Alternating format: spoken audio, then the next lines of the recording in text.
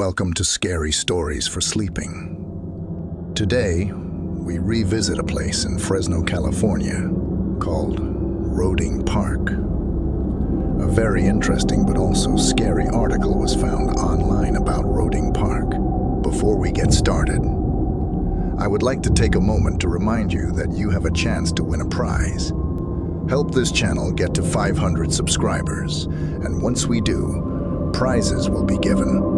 All you have to do to be entered is subscribe, comment, and share any video on the channel, or multiple videos if you want multiple entries. Let's get started on the scary stories of Roeding Park.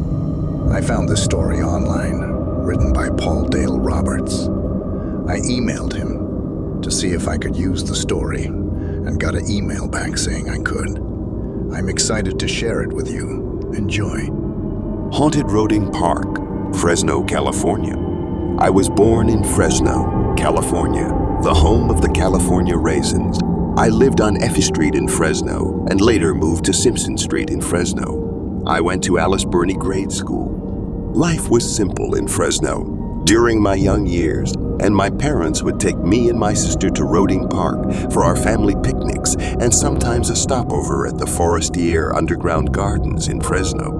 What is interesting is that Forestiere Underground Gardens is known to be haunted by the man who made the garden. His name is Baldassare Forestiere. He was an immigrant from Sicily. If you ever have a chance to go to Fresno, make a stopover at the gardens. It's a series of spectacular subterranean structures. The place is mind-boggling. He built the tunnels to escape the heat, something he learned by observing the Roman catacombs and underground wine cellars in Italy. Baldassare had his underground rooms decorated with plants. Some rooms had skylights. He took residence in his creation. Lily Mansfield from Clovis says, while she was touring this underground complex, she came upon the ghost of Baldassare. He raised his arm and pointed to a room and then vanished. Baldassare's ghost was actually being like a tour guide for Lily. Lily says she wasn't frightened at all and understands why Baldassare wants to stick around. He loves what he accomplished. The haunting at Forestiere Underground Gardens is what I call a Casper haunting. The underground gardens are haunted by the creator, a happy ghost that is very proud of his achievement. Now, I am going to step back a bit and tell you about a haunting that is not so peaceful and nice. That haunting takes place at Roeding Park. Mark Gibson from Salinas says that he saw several misty forms floating around the park, and one of the forms went towards Mark. Mark felt an unpleasant coldness sweep through his whole body. When Mark told me this story, I could only wonder if these were the 9 victims of Marcus Delon Wesson, the vampire king of Fresno. This sick monster killed his own children and did unspeakable acts to his children. Marcus now sits on death row in San Quentin prison. Marcus received the name Vampire King because he believed he was Jesus, and he believed that Jesus was a vampire because he drank blood to become immortal. This is what Marcus believed. He was very delusional. When police raided Marcus' home, they found coffins in his home. Marcus tried to live the life of a vampire. When Marcus slaughtered 9 of his family members, he was living across the street from Roeding Park.